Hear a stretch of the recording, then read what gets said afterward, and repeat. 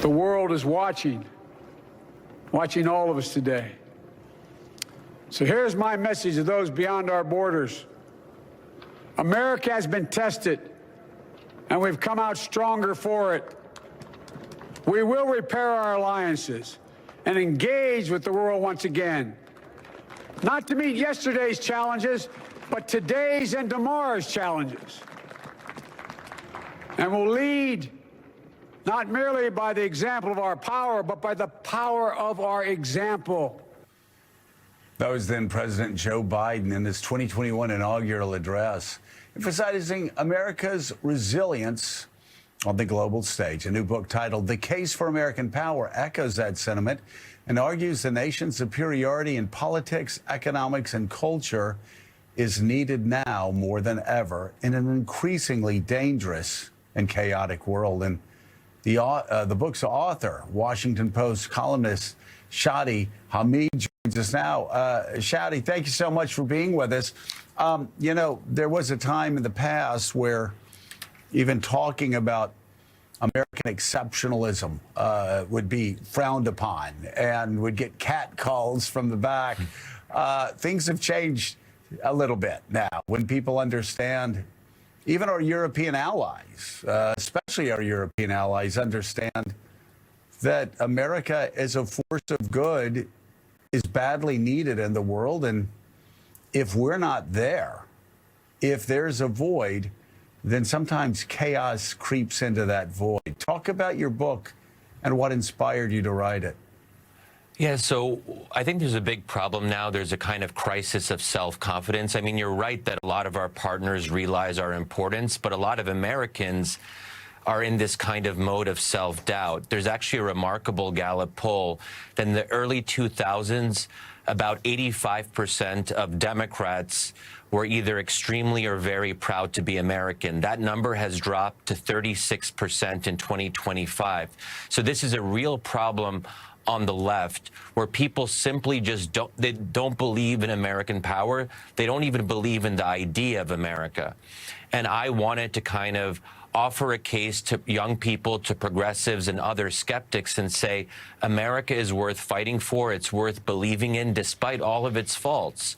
We're not perfect, but we're far preferable to the alternatives. And those alternatives are mainly China and Russia. So when you look at it in that more realistic way, right, you start to realize that we have a lot to be grateful for. But I worry, and I've had this experience when I say things like, I love America, to some of my liberal friends, they'll look at me like I'm crazy, like, Shadi, how can you say that? Well, you look at what America has done, and I agree with you. There are people that, you know, say, oh, you're overly simplistic, say this to me. Oh, you're only saying that because, you know, you're a white man born in the middle of the 20th century and blah, blah. No, America has fed and freed more people than any other country on the planet. We've made terrible mistakes along the way. But again, like you said, when we're not out there trying to do better, to trying to move towards a more perfect union, things go sideways. And I'm always struck when I talk to leaders in regions that are sort of torn between dealing with China and dealing with the United States, dealing with Russia and dealing with the United States. And they will tell me flat out, you guys are more powerful, so we have to deal with you a lot of times. But man, China's a lot easier to deal with because they don't bother us about human rights. They don't ask us about how we're treating our workers. They don't ask questions that, and then they just say, we don't care about. We're in this for money. And the Chinese understand that you Americans, you ask too many questions. You stick your nose in places that are none of your business, like human rights. The Chinese don't do that. And it's at that point where I go, I wish all of those people that are saying there's really no difference between the United States and every other country on the planet could hear the conversation I'm hearing right now. Because China, Russia, other tyrannical countries, they think we're a pain in the ass because we do worry about human rights. We do worry about the sort of things, or at least we used to, the sort of things that, you know, defined U.S. foreign policy after World War II. Yeah, I think you're right that people are sometimes annoyed, but that's part of what makes America great. The fact that not only do we have power, but we have a sense of moral purpose. And when you combine power and morality, you have a really unique mix that no other country has. We've been founded on that moral purpose from day one, even though we've been flawed in executing it until Donald Trump. I mean, Donald Trump, in some ways, is the first president who doesn't even pretend to have these higher aspirations and higher ideals. I hope that post-Donald Trump, we can return to that tradition. And I'll just say, when I was in the Middle East during the Arab Spring, when people were protesting for their freedom, they didn't look to China or Russia to come to their defense. They looked to the U.S. They knew the U.S. often falls short, but they still had a sense that maybe America would do the right thing. I was in Tahrir Square in Egypt, and people were hanging on Barack Obama's words, waiting to see what he would say. So I think we have to that is something to be proud of. And as a child of immigrants, I'm extremely proud that we are a democracy. My parents did not come from a democracy. They came from an authoritarian regime. And that's why I think someone like me can make this case a little bit better than, say, like a random white guy, you know. Like me, and that's exactly. Oh, well, you're not Random Joe, but yeah. Random Joe, exactly. Yeah, no, I get exactly what you're saying. And, you know, you bring up a great point. And Reverend Al, we're a big country. We have made big mistakes. Iraq, Vietnam. I can go down the list of the big mistakes we've made. But we've got a hell of a lot more things right. And up until the last couple of years, we've had our eyes on the prize. We've understood at least what values we're supposed to move toward. And it's so interesting. I love telling this story for people who, you know, talk about America and are critical of America. It's one thing, like, we criticize the direction. We criticize our leaders. That's one of the things that makes us Americans. We're constantly fighting to move forward to a more perfect union. But I had a friend during the Iraq War who was from Turkey, and every day he was constantly attacking the United States. We're horrible this way. We're horrible that way. After about a year of it, I said, man, listen, nobody's keeping you here. If we're such an evil country, go back to Turkey. I've been listening to this every day for a year.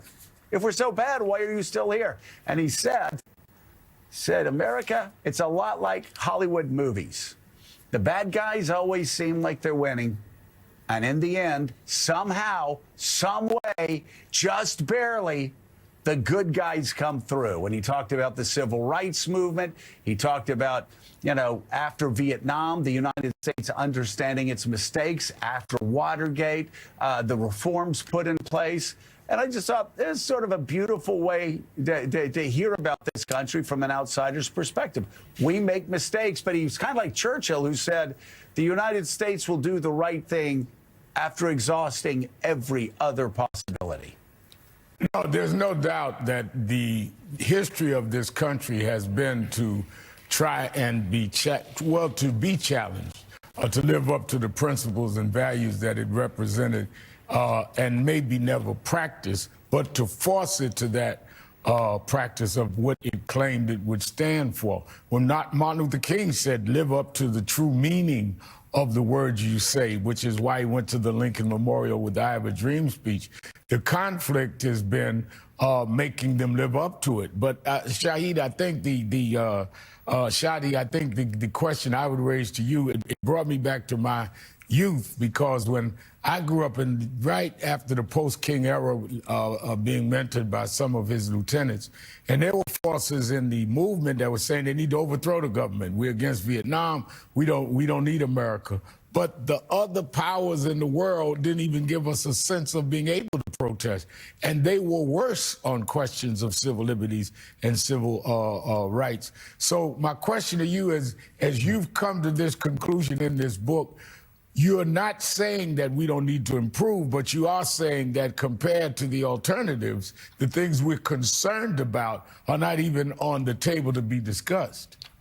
Exactly. It's the very fact that we're a democracy that allows us to improve. And that's why I tell young folks who have given up hope in America, I say, look, if you don't like what we're doing abroad, and we have done a lot of terrible things, the Iraq War, supporting right-wing dictators in Latin America during the Cold War, there is that long record. But at least because we're a democracy, we're able to change our leaders and ask them to have a different kind of foreign policy that is more aligned with our values. That is a remarkable thing. We're not stuck. Just because we've done things in the bad things in the past doesn't mean we're doomed to repeat them. Compare that to China. If you have a Chinese citizen who doesn't like their foreign policy, there's no avenues for redress. There's no way to change that because there's just the leader, the dear leader, and he's the one who has full control.